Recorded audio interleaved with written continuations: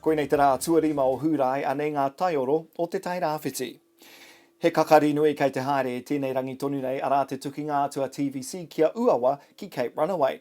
Ka pakanga hoki a toko rārangi kia Waiapu ki Tairāwhiti, ko ngā toa ka uru atu ki te whiringa toa a Tairāwhiti. Ki Turanganui a Kiwa I raro I te maru o te māngai reipa mō Ikaroa Rāwhiti a Kushla Tangaire Manuel, I tai atua Jake Higgins, te kaumā ono tau ki te whare pāremata hei māngai taiohi. Ki ka hungunu, he aha o whāinga mō ka hungunu 250. Koinei te pātai matua I ngā hui rautaki putanua I te rohe, ko tū tetahi ki te tai whenua o te whanganui a Orutu ki ahuriri hei tērā wenerei. Kāti koera ngā taioro o te wā, ko Kapu Tairāwhiti tēnei.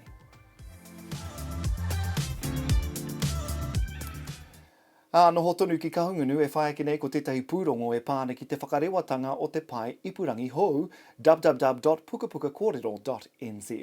He rauemi reo Māori I huāke I te 20 tau neke atu o te rangahau o ngā kōrero tuku iho me te ao matihiko. Kei te pūtake o tēnei kaupapa ko ngā reo ngā kuia he kai kōrero take kua rarangahia ki roto I ngā pukapuka a oro e toru. Ka mutu tai ai e koutou te pā heko. Anei anō a rāhina huata.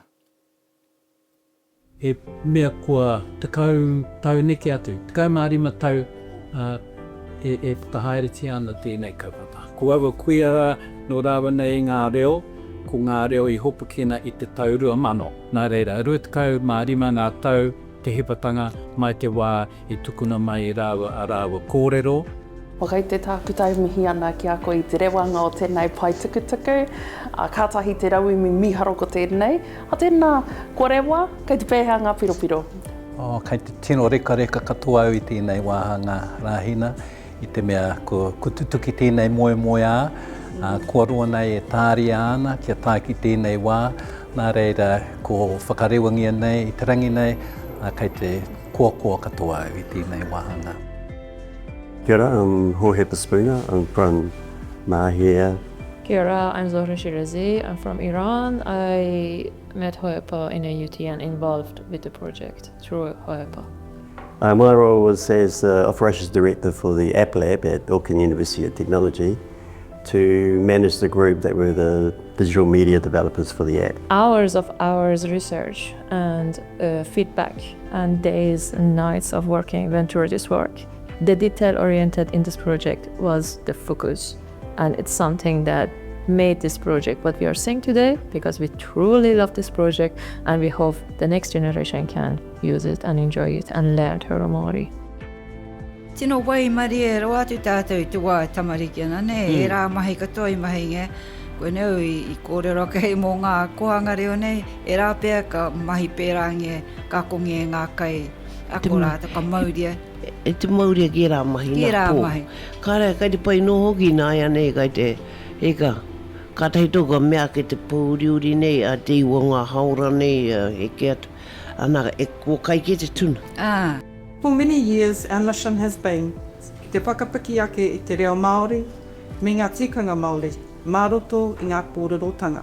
Radio Kahungunu serves as kaitiaki for over 2,000 archival recordings. A treasure trove gathered since the late 1980s. Our recordings contain a rich array of mātauranga belonging to all of us. We are committed to continuing this mahi, ensuring that the legacy gifted to us through our pātaka kōrero continues to inform, educate and entertain our people. Nā te hiranga o te toha I te bito kahungunu ki te ao matihiko. E āhei ai pia nā mea kai tawhiti atu e noho ana. Ko āhei rātai ki te hono mai, and ki te whaireo pai ake pia tērā noho I te kāina ko koe ana ke me tō roro hiko I kona ako ana. Koina te pai o te reo irirani, whakamahi o tarina.